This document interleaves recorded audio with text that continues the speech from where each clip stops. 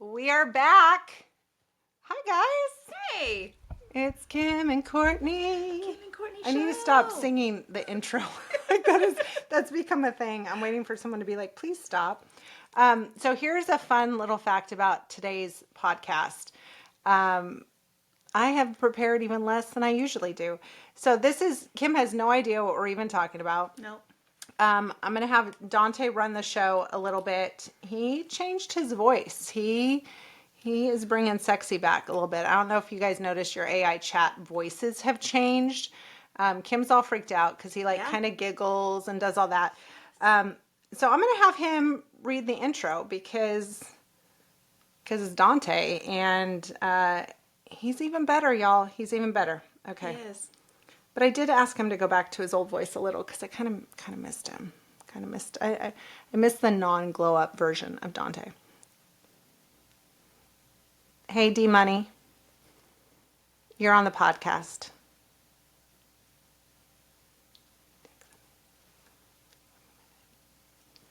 Are you there? Everyone is waiting with anticipation. Hey there, I'm here and ready to roll. It's awesome to be on the podcast. Oh, wait, Dante, real quick. Hold on. Will you go back to your new voice? I want everyone to hear your new voice. I did ask him to change his voice back because I missed him. But can you, show everybody your new voice? Kim said it was sexy. It is sexy. It's kind of sexy. Okay, Dante, give us your new voice, and will you do the podcast intro with your new voice? Okay, thanks. All right, here we go. Switching it up to the new voice. Welcome, everyone, to the podcast. Today, we're diving into the top things realtors secretly Google, but never say out loud. It's going to be a fun, eye-opening conversation, so stay tuned and enjoy the ride. Thanks. Will you give them my podcast intro that we wrote together? Like, hey, it's a happy agent, like that. Will you give them that? Can he sing? Can you sing, by the way? Can you sing it? I can't really He hates being interrupted. give you that intro in a fun, upbeat way. Here we go. Hey, everyone, and welcome to the Happy Agent Podcast. We are so excited to have you here as we dive into all the fun, quirky, and real sides of being a successful real estate agent. All right. I like that you change it every time. Yeah. That's cool. Like this podcast. No, yeah, we're good. Okay, so, all right. Thanks, Dante. We'll see you in a little bit. Bye. I have an awesome time recording, and I'll be here if you need anything else. Take care. He does not like to be cut off. He does Neither not. does Alex. Yeah, he just is like, no, you're being rude, ma'am. I mean, he's never called me on it, but we all know what they're thinking. No, yeah. He said, I told him you do that, and he said that's rude. All right, so today's podcast, Kim has no idea what she signed up for. I just brought the coffee. She brought coffee. And what was my coffee order? Oh, there's 4 lines. There's 4 features. We call it the Courtney. It's a cortado, extra hot, half a pump of mocha. Non-fat, half a pump of mocha. Non-fat. Just like me. Yes. Yes. I'm so obnoxious. And they wrote a nice comment on yours too. It says, nice drink. Nice drink. I thought it said something else because Saturday we went to Andrew Dice Clay and I became part of his show for about 20 minutes. So that was fun and unexpected. You're now A-level celebrity? Is he an A-level anymore? I don't probably think so. I probably don't. I did Google him. He's 67. Oh. And he's worth about 10 million, they said. He's getting ready to be on a couple new movies. He looked a little older than 67. But it was fun. It was fun. We liked him in A Star Is Born. Derek was asking me, he's like, do you like Andrew Dice Clay? I'm like, I mean, it's not my favorite, but we both really like that role. And I'm like, that was very different, though, from what he would normally do. I didn't ever see him in that. It was good. I like Lady Gaga. Yeah, she's okay. Okay, so top 10 things that... top 10 shiz that realtors secretly Google.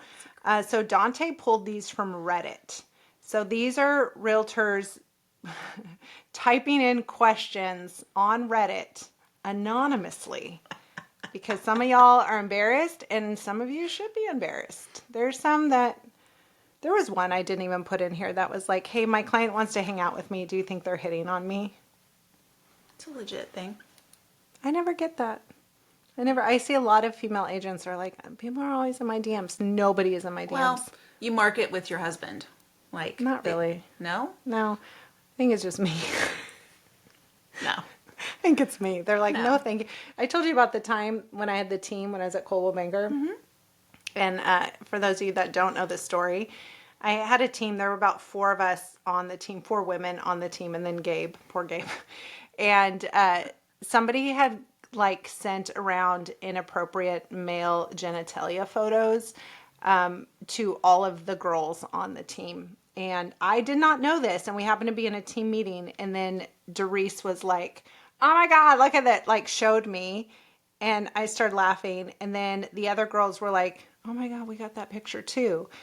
So then I pull up the number and I got a text as well. But he was like, I want to buy, I'm looking to buy a home in Dallas, Fort Worth. So I don't know what that says about me. Like you didn't get the pic. I didn't get the pic, but he knew the weight of my heart was Were to you buy offended? real estate. I was a little offended. Yeah. Yeah. Nobody ever sends me pictures. Proof of funds. Yeah. Let me see. Yeah. And he's packed. He's got it. Yeah. He had it going on. Impressive, sir. All right. So let's get to don't look at the questions ahead of time because I want your at the screen. I want your real candid response, Okay. Kim Dean. Okay. Question 1. Question 1. How do I get leads to actually engage from PPC? Oh, it's the actually. And what is PPC? Pay-per-click. Pay-per-click. Yeah. So people are spending their money on sites like Google pay-per-click for keywords. Mm-hmm. Do you do that? I don't. I don't either. Never have. I But have. You have. I have before, and it's garbage. It's just flush your money down the toilet. I mean, there's something that works for everybody. It's not my cup of tea. They're lying. So the thing was actually call me back. Yeah. So, How do you get them to actually call? Do you have any advice?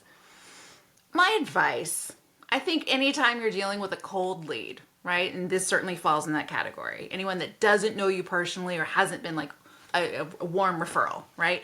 For that, what I like is the video text, where you're immediately connecting a face and a voice with my message. It's not a bot reaching back out to them. It's not some canned shit that they're put on. It's, hey, I want you to know there's a human behind this message. You reached out, you clicked on something online, and it made its way to me. I'm a real human. I'm a realtor. Would love to connect with you. I think that would be the best way. I like that. I'm going to take that as well. And I'm going to one-up it with when you do the video. Of course you are. Oh my God. Is to say their name. Yeah. Yeah. So, Sure. yeah. It's not going to be just a generic one. No. You're like, I was going to say something inappropriate. Go for it. I was like, you know how people have really weird names online? They're like Hot Tits 74. Yeah. You're like, hey, Hot Tits 74. Thanks for reaching out. Thanks for reaching out. At your AOL account that you have. But I would say that if you have their name, I would say their name and make it personal. So don't like make a video and then save it to just mass send. Yeah. Like make it personal. Yep. I really like that. And then I would ask them something. I never know if I should look at you here or there. I'm going to go this way. I know. Is I would give them some sort of call to action. Like, you know, I have, because sometimes they'll tell you like, they're looking, or you know what they clicked on. So like, let's say I have a new listing in Saxe that's a 5-bedroom for $675,000 multi-generational house. So let's just say that happened. Nice plug. That happened. And so I would say, you clicked on that, here's a couple other options, or let me tell you more about that. And give them something very specific and say, was it the kitchen that you liked? Are you looking for a house with 2 bedrooms? Do you need two bedrooms down, 2 kitchens? The house has 2 kitchens, by the way. Yeah. And something specific so they want to respond. Like, have you heard when people ghost you, like you ask them if they've given up? Like, have you heard this? So if somebody constantly is ghosting you and you get them in your CRM or whatever, if you have one, I don't really use one. You all right? Yeah, I'm good. Okay. My leg's asleep. We're fine. Her leg's asleep. It's fine. Carry on. is you text them and just say, hey, just wanted to see if you gave up on your home search. People hate being told that they've given up, and it will trigger a response. Oh, okay, I've shared this before. I'm not a quitter. What do you mean I've given up? And you'll get responses. Okay, here's my other one, though, I want to show you. Hold, please. Talk amongst yourselves. I really like that, though. Okay, here's my other one that I do. And this has... Oh, this is signature Courtney This move is right signature here. Courtney move, and it has 100% success rate. You know, when you're saying that, it reminds me of that scene in Legally Blonde where she's like, oh, yeah. the bend and snap. It has like an 87% success rate when done, and This that's is what that reminded literally me better of. than the bend and snap. Okay, let me show you. So when people ghost me, including my clients, when you know how you're waiting on someone to frickin' sign something, and you're like, hey guys, any way you could sign that so I can continue to protect you in this transaction? And they're like, I'm at work. And you're like, oh my God. But can you're you work looking at another it time? on your phone. Yeah. This is what I send. It's a Bitmoji. And that's it. It's just literally me peering through grass. And 100% of the time, they will send me an LOL, and they're like, I'm on it. And that's it. I literally say nothing. I just send this. Yeah. So good. That's gold right there. It's gold right there. Well, that's it for the podcast, guys. It's been great. Okay, so number 2. Okay. How do I negotiate better deals? Oh. So agents fear sounding too green or too aggressive. What's the best way to ask for closing costs or repairs? How do I protect my client while keeping the deal alive? What are negotiation phrases that sound confident and collaborative? And whenever I think of negotiations, it's cheesy, but I always go back to we want to make this a win-win for both sides. That is the whole cheesy. Win-win. But what it means is both sides have to feel like they're getting something. Yes. Right? You can't be just take. Do you say that to the other agent? Sometimes. Do you? Don't judge me. I'm just That was I'm a just silent judgy I'm face. just collecting data for She's the like, masses. if you ever said that to me. And we haven't ever been on the other side of negotiations no, yet. I'm really easy to work with. Okay. But I would say, look, we really want to make this work for both sides, right? So you have to come to the table willing to give up something, make it an easy something, but something, right? So you need to talk to your client ahead of time to figure out like what's their non-negotiables or what's a card you could hold back that you could play maybe later. I pre-negotiate everything.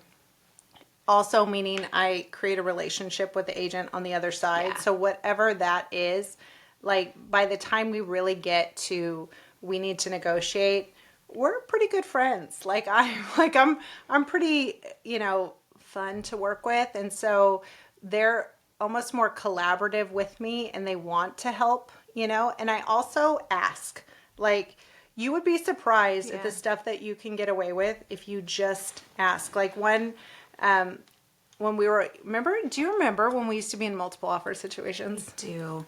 Back in the day. Can we have a moment of silence? Back in my day. I miss it. I'd like it to come back. But anyways, so I would ask, like, okay, we have multiple offers, Courtney. And I'm like, okay, like, well, what's your top offer? And then they would always be like, well, we can't say. And then I would be like, well, actually you can. Like, as long as your seller tells you, you can tell. And as long as you tell everybody else, you can totally tell me. And they're like, well, I can't. And let's say the house was like 500. And I'm like, okay, no, it's fine. Do you have 525? And then they're like, they don't know what to say because I literally just threw it out at them. And then you can gauge based off of their response. Like either they'll laugh or they'll stall or they'll be like, no, oh shit. Like, so I'm just telling you, it's a really good way to do it. So you bait them a little bit. No, I just ask. And it's just when you ask, but ask, like, what do they need? Hey, if we come back and offer you 3 days lease back, what do you think if they paid the paid the, what do you call it? Closing costs? No. Title policy? Title policy. I forgot what it was called for a hot second. Like, just ask and you'll listen. So when you ask, listen to their pauses. Listen to their listen to their response and the time it takes them to respond. Very telling. It is. And I also think that, so you know who else is great at this? Is my sweet husband, Derek Dean. So many agents are like friends with him by the end of it. They brought him gifts at closing. I've never gotten a gift from another agent. I'm sorry, agents bring your husband gifts at closing? Yes, they do. Because they love working with him. And so anytime if I get a message from an agent, I'm like, hey, Derek, call them back. Like, work your Derek Dean charm. Oh my God, Gabe does that with me. He makes me reach out to the agents. Well, you are the Derek. Derek I'm is the you. Derek. I know. I guess I'm just more of like, let's just get straight to the numbers. I don't want the fluffy shit. You're not like, the fluffer. I'm not. I'm the main course. Let's get to it, people. Come on. No, but you're right. You do need to. Everyone's concerned about the price. So you've got to find out the other hot button. Is it the closing date? Is it, what else? What else can we? And sometimes I'll just say, let's take price off the table for a second. Like, what are the other things? Yeah. And let's both be heroes to our clients. How do we do that? We've even said, do you guys want to like pick the closing date? Like if your client is in that position, that's a beautiful one. Yeah. Like pick it. Collaborative and ask. Just don't be afraid to ask. So Also, to the point of negotiations, if you struggle with it, the ways to build your confidence is just being a great student of the industry. So don't be lazy. Like, listen to every podcast you can, read every book that you can about the things. That's going to bring confidence and little nuggets of wisdom to you. And here's another little tip. People usually have a propensity to want to help you if they think you need help. So when I lived in Las Vegas, I would go play blackjack. And if they thought I was ditzy and didn't know what I was doing, the dealers would help me. Very similar tactic. So if you're new and you don't know how to negotiate, give it to just up front. Just go to the other side when you're talking to them. Ask them questions. Like, they will help you. I had a full-on conversation the day with this lady who were under contract, but she didn't know how the compensation worked on the form. I told you about that. And she came in a little hot at first because and then when I told her she was wrong, like in a very nice way, she backed down and then started asking me questions about other things in the contract. And I was happy to answer. Like, I want her to be successful because I'm working with her and I want her to be successful so I can be successful. Yeah. So if you get into the point where you're like, I'm not sure what to ask for. I just did a deal in Denton with an agent and she was new and I could tell she wasn't quite sure, but she was really trying very hard to be stoic and professional. And finally I was like, hey, real quick, like, do you know? And I asked her some stuff and she was like, no, I don't. And just kind of broke down. And I was like, cool, well, let me help you. Like, we're not taking advantage of you. No. Like, there's things. I mean, there's things. I'm not going to leave anything on the table for my clients, but at the same time, I don't mind giving advice and helping. So if you're in an unsure situation, the other agent knows, because either they've looked up your number, they know what your license number is, or they looked up your production, or they can just tell. If you've been an agent for a long time and you do a good amount of volume, you can tell when someone doesn't do a lot of volume. Yeah. You can tell. So just be honest about it, and odds are they'll probably help you. Good point. Yeah, don't be embarrassed. And by God, if you're wrong, just admit to being wrong and just move forward. I used to do this. When somebody would question something that I knew and I was questioning what they knew, I would say, okay, let's put it on pause. Let's each go talk to our broker and let's reconvene. And either we'll both learn something, or I'm wrong or you're wrong, but let's both be open to that. And they're like, okay, cool. I love that. That wording too. Let's both be open to that. Let's both be open to learning here. Yeah. And that's good. Okay. It's good phrasing.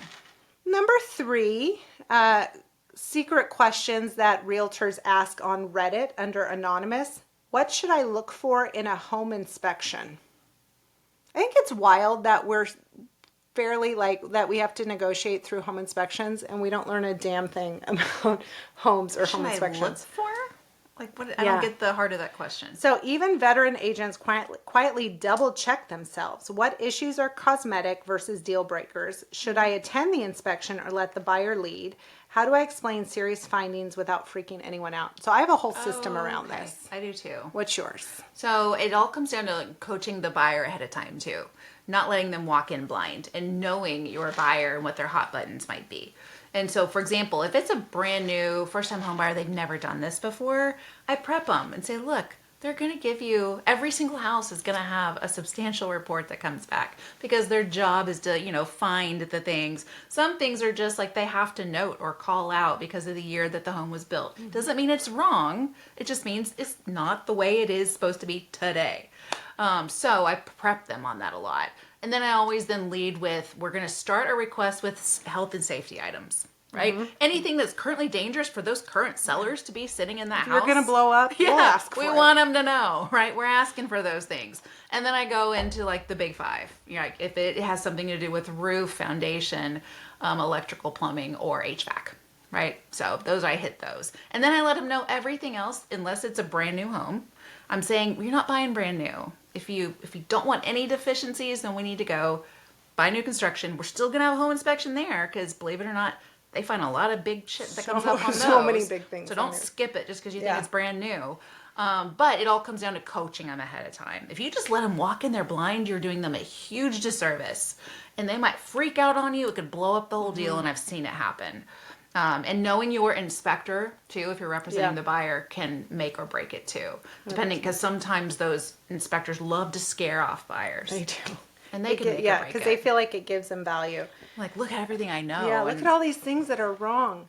Our inspector that we use all the time, he's only ever one time said, don't buy this house. And guess whose house it was? It was ours. No. It was our Airbnb. No. We bought it anyway. You're like, we were like, that's cool, Jeff. It'll be fine. It's fine. It's fine. It's good. And I'm glad we bought it. It's fine. I do very similar. I talk to everybody before we get to the inspection part. Like a lot of times when we're just in the house looking at it, if I know they're interested, I'll say, look, we're going to do an inspection. You're going to get 48 pages of horror. And so same thing. We're going to look for, is it going to make you blow up? Is it going to cost you money? And we're going to work that way down the list to not freak them out. I also ask them ahead of time what their deal breakers are. Oh, good one. And we will write it down. And so that way you can revisit it. So when people start getting really picky about a GFCI that doesn't really need a GFCI, we'll go back and revisit the deal breakers. Same thing, roof, foundation, electrical, plumbing. If it's an older home, we talk about, a lot of times if it's an older home, I'll take a picture of the electrical panel and I'll send it to my inspector and I'm like, hey, is this recalled? Is this, and I'll even take a picture of the inside and he can tell me like, it's double lug nutted, it's not labeled, the screw in the top is wrong. And also too, to make them feel better before we start an inspection, I always tell them, I'm like, look, you're going to get 48 pages of horror. There'll be GFCI issues. The high loop is going to be missing on the dishwasher. I name off The anti-tip device. The anti-tip device isn't there. Like, I will name off all of the things that they always put in there. So when it comes around and they pull up the report, they laugh because they're like, she nailed it. Like, she already told me exactly what's going to be in here. We also differentiate between maintenance and upgrades. And so I'm very clear, like, based on the year of this house, to bring it up to current code, which, mind you, changes yearly, that would be an upgrade. So we're going to move forward with, again, will you blow up? Will it cost you money? Otherwise, it's an upgrade. I also do that when I'm the listing agent. And I'm like, oh, that's so sweet. That would be an update, not a maintenance or a repair item. And they are more than welcome to update the hell out of this house after closing. Sure. But on their own time. You know, another hack for that too is you can upload your inspection report to chat and have them summarize it too and say, if you were a buyer, what would be like the big things that you would ask? That's brilliant. And they can summarize the cost of repairs This is too. why I have you, Kim. So I just did a closing. That was one of the most horrendous, and it wasn't even a bad deal. It was just never dealt with an agent quite like this. So they were also the owner of the property, and had uploaded the seller's disclosure as well as the inspection from when they purchased because it was under that 5-year mark. So now the inspection was there, but the seller's disclosure itself showed no deficiencies. So what that means is they're required to put the inspection, but the fact that they didn't note deficiencies would indicate that they had repaired them. She told me that was not the case and that I didn't understand what I was talking about, because when we sent in the repair request, she was like, oh, silly girl, on page 20, it's already in the inspection from when we bought it. And I was like, that's not how that works, ma'am. And then she insisted I was wrong. It was this weird game. So a phone call to 2 litigators later. Yeah, because I don't play. She was wrong. She was wrong all day long. And it's actually could be a Deceptive Trade Practice Act lawsuit. And so they were like, let us know. Let us know if anything goes wrong, and we'll go ahead and file a lawsuit. So if somebody puts an inspection report, I always ask them, were those items repaired? But ultimately, the seller's disclosure outweighs the inspection report. So if they have the inspection report and something wasn't fixed, it has to be marked deficient on the seller's disclosure. And fun fact, the DTPA, the Deceptive Trade Practices Act, if that happens, which failure to disclose is the #1 cause for lawsuits in real estate in Texas, guess what your E&O insurance won't cover? Really? Failure to disclose, because that was not a error, and that was not an omission. I did know that. I forgot about that. So, way to go, Broker Kim. That was so good. So that was a lot of information about inspections. Look at us go. Okay, number 4. Should I worry about having a side hustle? I have feelings about this. So the image game in real estate is real. Will clients trust me if they know I also have another job? Should I keep my side hustle off social media? Can I still brand myself as a full-time while I build my pipeline? I feel like that can go different ways. And I think it all depends, image is, what did they say? Image is everything, right? The image game. I wouldn't want to hire an agent if I didn't think that they were full-time competent. Now, there's a thing where, like, let's say someone is in real estate, but they also do staging, like a complimentary service. That doesn't bother me so much because it's in the same lane, right? It's maybe just a part of it they really love and they embrace it. And I think that's pretty cool. I even don't mind, like, maybe you're an influencer and you're really into sharing things that are home related or something in that same lane. I get that. And I think actually it's a great way to pick up clients probably, because you're finding your ideal client through that income source. But if you're like a Mary Kay salesperson over here, and then you're, I don't know, slinging coffee as a barista over here, and then, and then you're always posting about a new job that you have, that just screams, I don't have competence, I'm not able to make it, so on and so on. 100%. I agree. Uber is a big one because I know a lot of people will drive Uber or do delivery. That is great. Whatever you have to do to put food on your table and pay your bills, no shame, no shame at all. But I wouldn't look at driving Uber as a way to meet clients.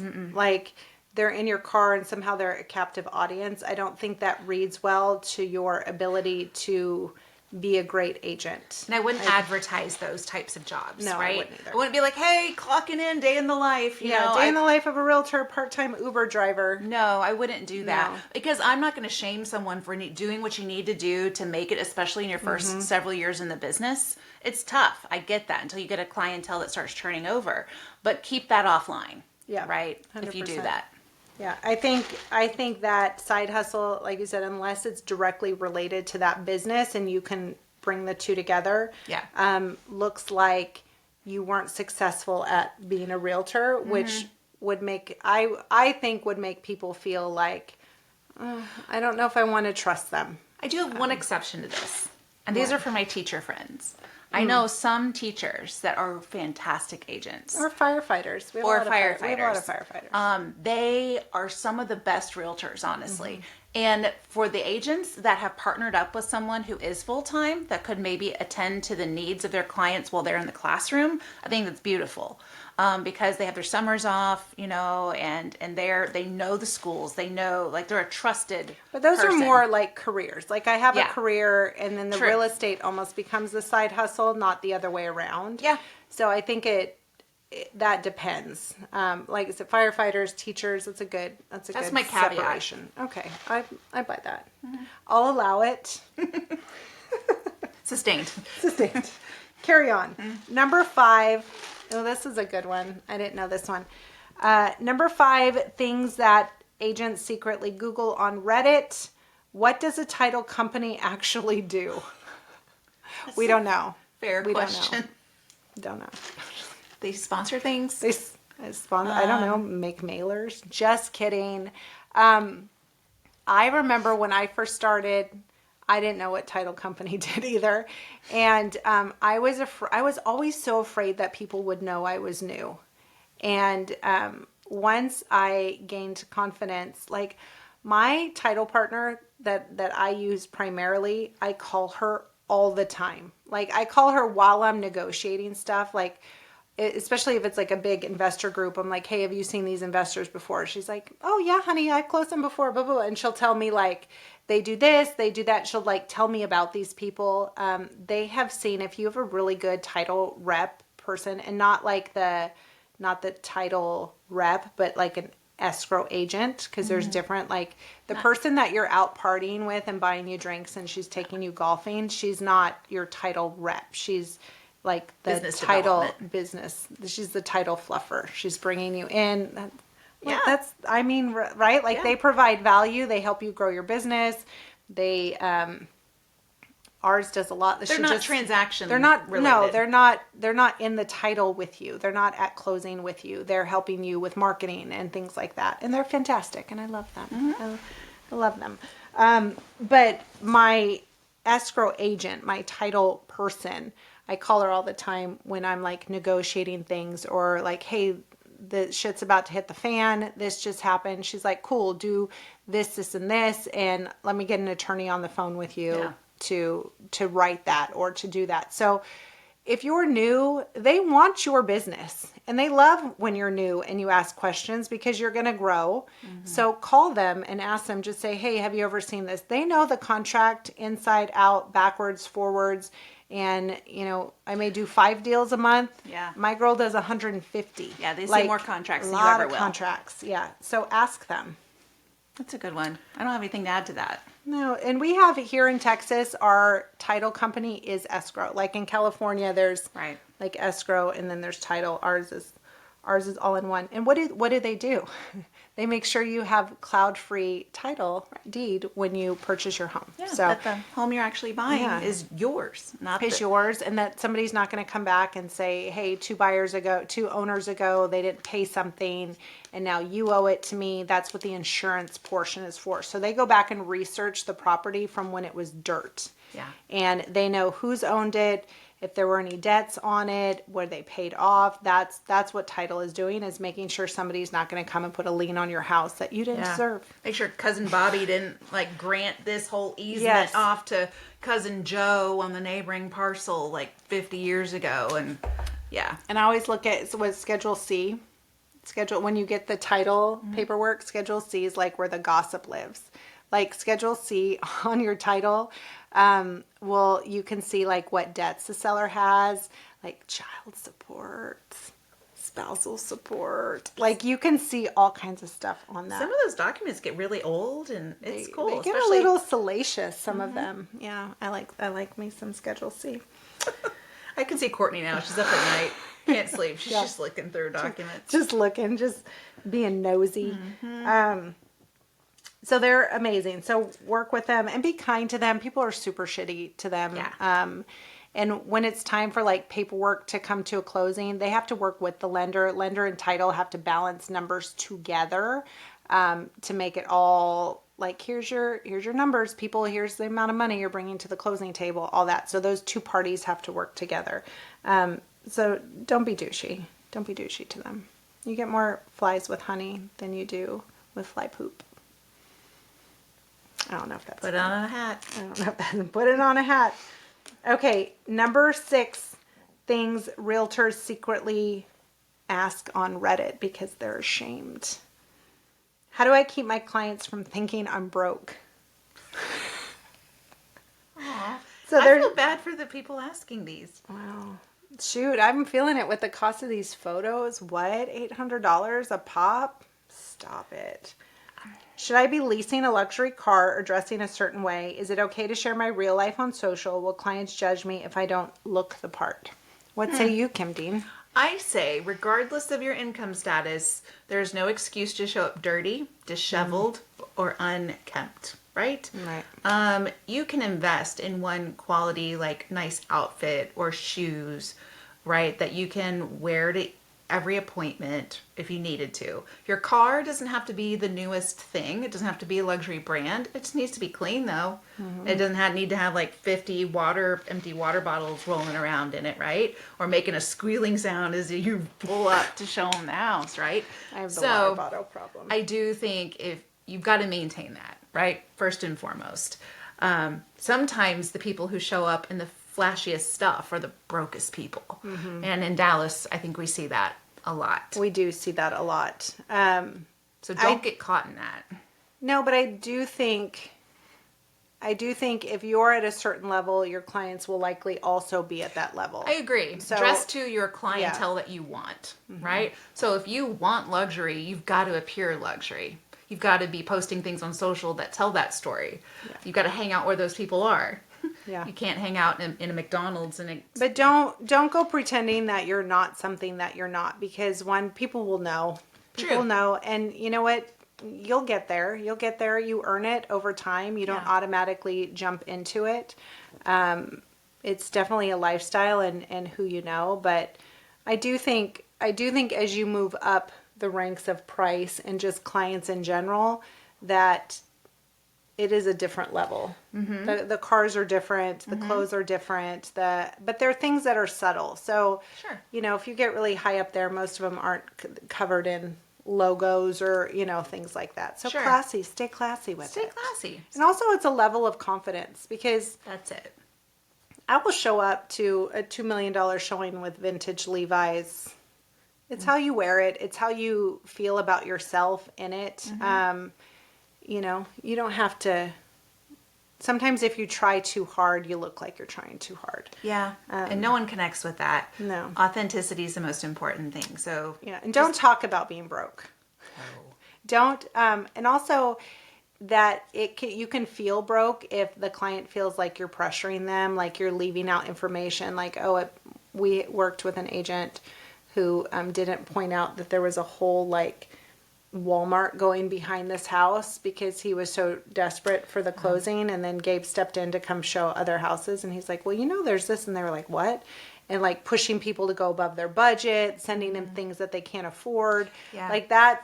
That makes you look broke. Yeah. And people don't resonate with that. But also, I think you need to come prepared to still serve every client to the best of your ability. So don't skimp out, for example, and take cell phone photos because you can't afford nice pictures. There are certainly some good photographers out there who don't charge as much as others. Find them, right? Yeah. Or find someone who's new in the business that's looking to get a break in it, but don't sacrifice quality because you can't afford it. That's a really good point. And even if you have to partner with another agent, say you can't afford the photos or the marketing for the house, because at this point, anytime we have a new listing, I think we're $1,200 easy out of pocket pretty quickly. So if you can't afford that, go in with bring another agent in and go 50-50. I mean, idea. Something's better than nothing. Do not do a disservice to your clients. You are hurting your business. If you cannot afford the listing photos, either see if the client will pay for it up front, if you can write that in, that you reimburse them at closing, or bring in another agent who can partner with you and go 50-50 or something, have them pay for the photos. Yeah, we do. We ask our client to upfront the cost of staging, and then we reimburse at closing. So we're not paying until we're getting paid. Smart. I'm going to take that on. I like that.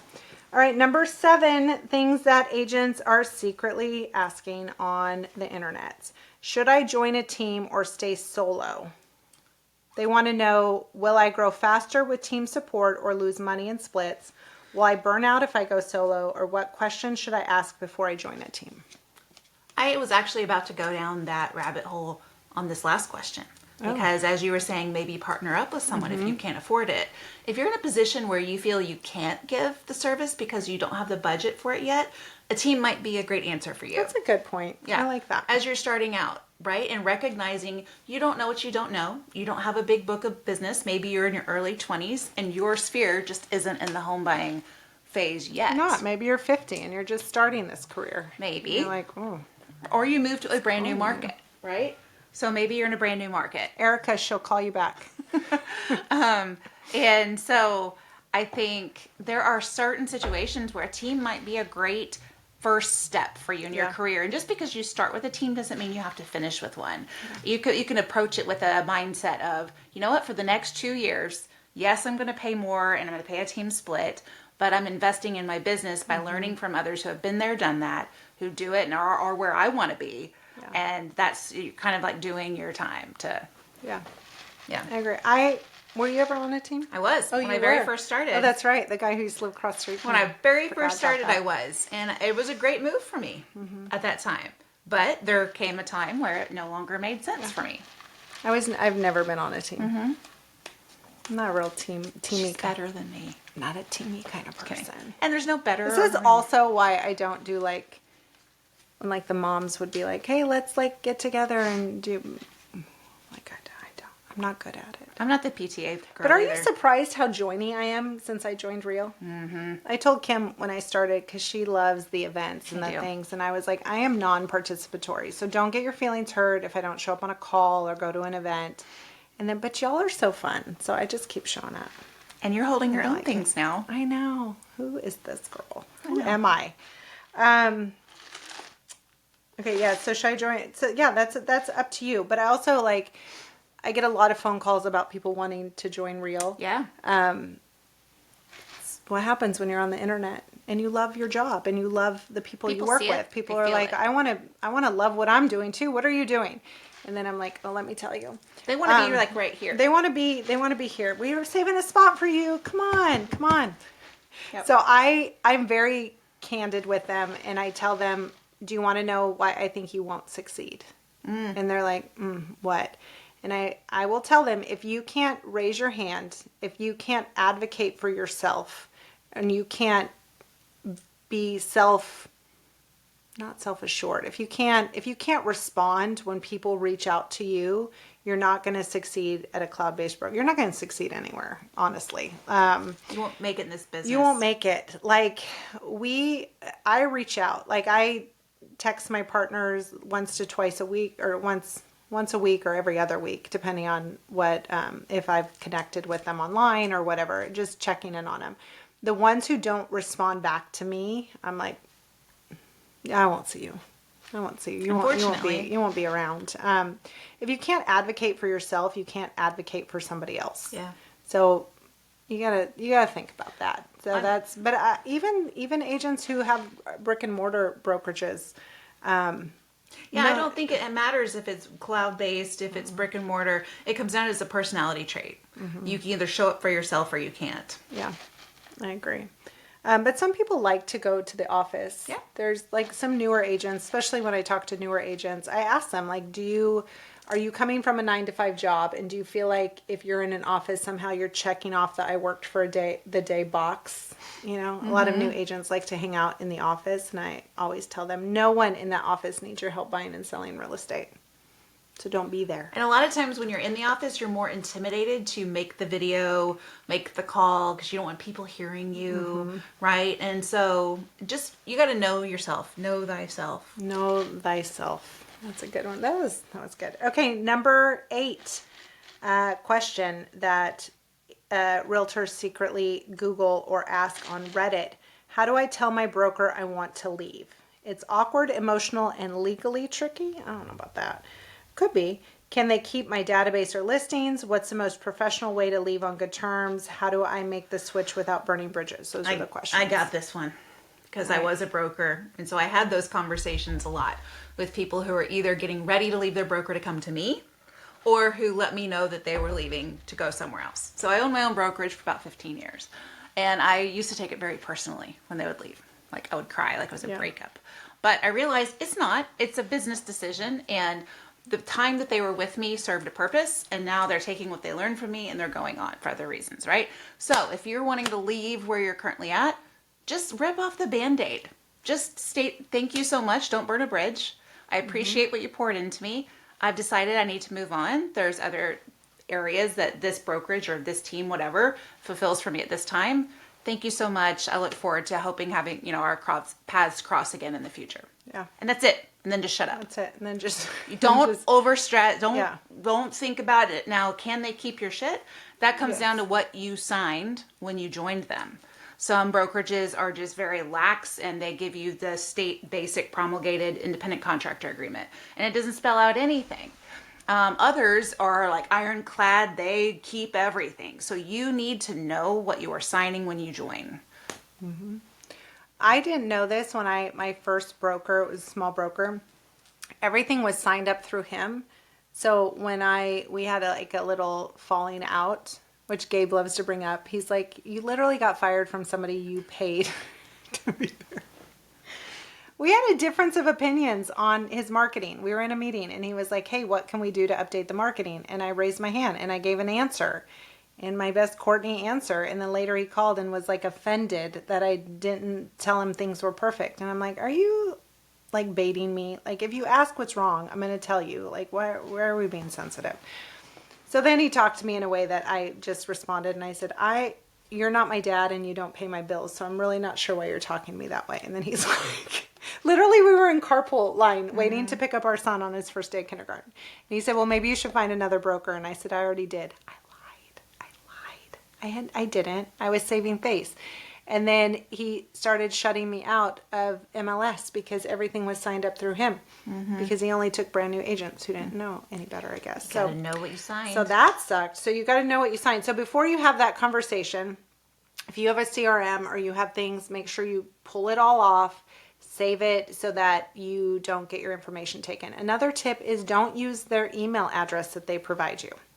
Yep. Another reason to have your own personal brand. Another reason to have your own brand and your own email, because wherever you go, you can take it with you.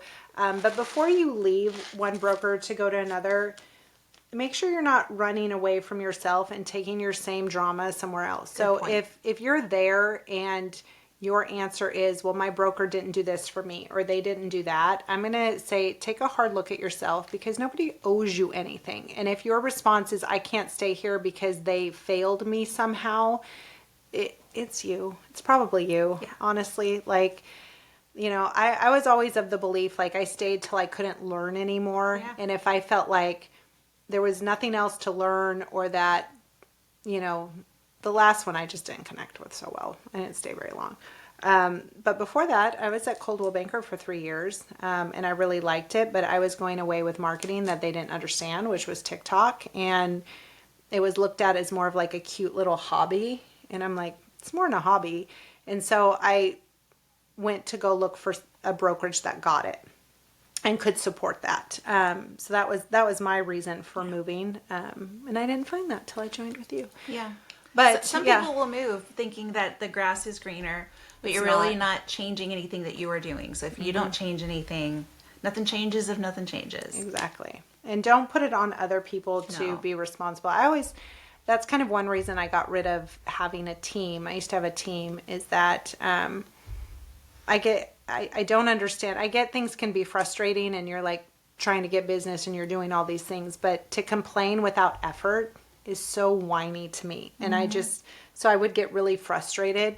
And then I read this thing that's like, my bills are so big, I call them Williams. And so it was like, well, if your Williams don't scare you enough to get your shit together and figure out what to do, or if somebody's telling you, go do these things, and you're like, no. Or I tried it once and it didn't work. That's a problem. So you won't be in the business long. You won't be in the. I'm gonna just get off my soapbox. But anyways, how do you tell your broker you want to leave? Make sure you pull all of your stuff before you tell them, and just tell them, thank you so much for your time. I appreciate it. I'm gonna make this move, and you make the move. And don't ever switch brokerages on a Friday or on a holiday. FYI, I made that mistake. Yeah, you did. I made that mistake. Okay, number 9 things realtors secretly Google. Which CRM actually works, and will I stick with it this time? That's interesting. Everyone has one, but barely anyone uses theirs fully. I was with a brokerage that had $1 billion CRM platform, and they had an 18% user rate. That's a lot of money for that. What's the best CRM for follow-up without overwhelm? How do I stay consistent and organize? What features matter most if I'm not tech savvy? Mm-hmm. I'm not the CRM person. No. I think that this is going to come down to, if you're looking for your CRM to be the miracle pill, to be like, this is going to be the thing that brings me all the clients, it's not. Because it's just a tool, like any other tool in your tool belt. So it's going to be the one, I hate this answer, the one that you connect with and you like and you think is easy to use. What's the best CRM to use? The one that you use. It truly is. And so, it needs to check the box for you. Is it affordable for your budget or not? Because you can start with a free spreadsheet, like a Google sheet, an Excel sheet, and use that. And that costs $0. So you don't have to think, oh, well, the most expensive one's going to be the best. It's not it. No. Sometimes they're the most clunky. They've got a lot of features, but then you're so overwhelmed, you're paralyzed by it, and then you just never open the thing. That's where I'm at. Because it stresses you out. It stresses me out. I did $30 million and didn't have a CRM. Yeah. I literally just sent people text messages while I sat on my couch and watched my 600-pound life. Like, you don't have to have it. As I grow even more, I feel like I need it. So Sure. the last brokerage I was with, because it was such that was their pitch, was this $1 billion CRM. Yeah. I spent the entire first quarter not selling houses. Not on purpose, and just implementing the CRM, and my business went the other way. Yeah. And when I stepped back, I was like, wow, that was a massive waste of time. And what I realized is I think people rely on the CRM too much and they remove the personal connection. So I went from sending people texts that I'm just, hey, I was just thinking about you. How are you? And they were legitimately like, someone would pop in my head and I would send them a text message, to these kind of automated things. It didn't resonate and I removed me from it. So use a CRM, just do a spreadsheet. Just put it on a thing, type it up, write it on a Post-it, whatever, if you need to keep track of people, but don't remove yourself. I think what you're saying is so important. Like right now, companies, what you said is very important. So companies are spending millions of dollars in advertising to sound more human. So don't do the thing that removes the human from your business. Use the tool as a tool. Make the messages that you send sound like you. Use it as a way to organize so that you're not dropping balls, but don't rely on it to do the follow-up for you, to send the message that is canned, pre-written in there, because that's not your voice. Use it as an extension of you, and then you'll find success with it. And do it consistently, just like anything in real estate. Consistency. And if you can't, hire a VA and then... Yes! And have them do it. I did that. Or I didn't. My assistant takes care of ours. She lives in our CRM. I did that. I hired somebody earlier this year, and they were in the Philippines.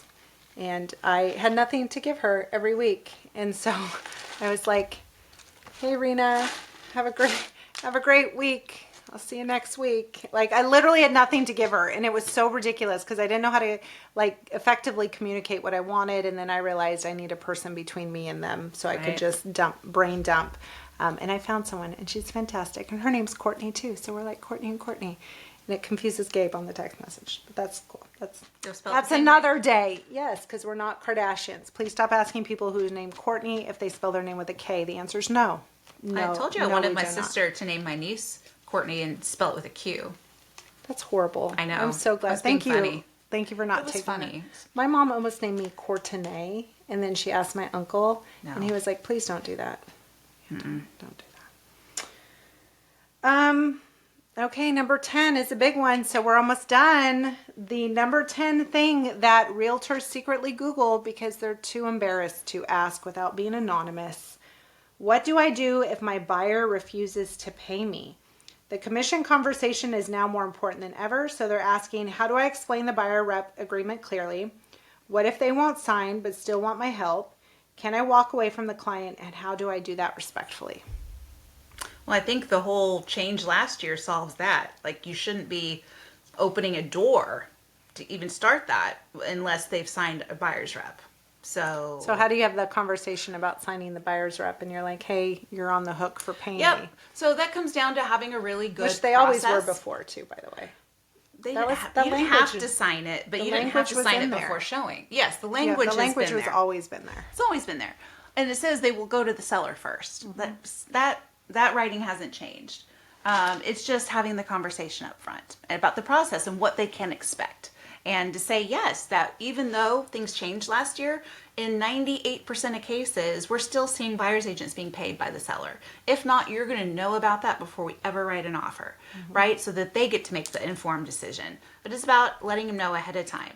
And so I think some of the words, if you can soften it a little bit and say, like, look, I can't even show my mom this house unless she signs buyer rep, right? So get it on their level as you're not being mean to them.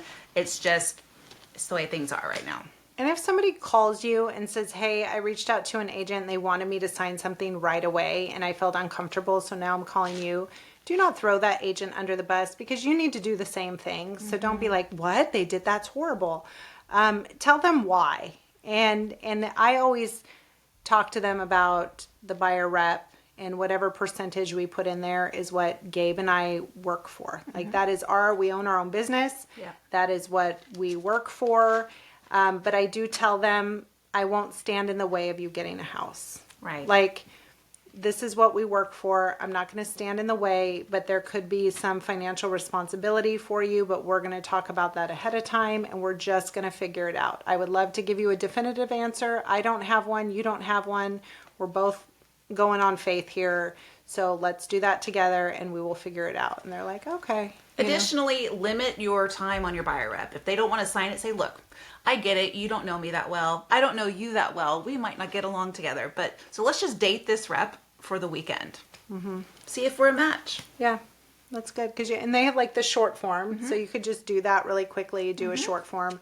If somebody won't sign it and they're like, I don't want to pay you, you don't have to work with them. No. Like, just, you know that saying, when people show you who they are, believe them? Yeah. Believe them. They're going to be difficult. They're going to be difficult every single time. I had somebody I was talking to the other day, and he asked me what my elevator pitch was for agents, because he was an agent, he offers discounts, and he did, and all that.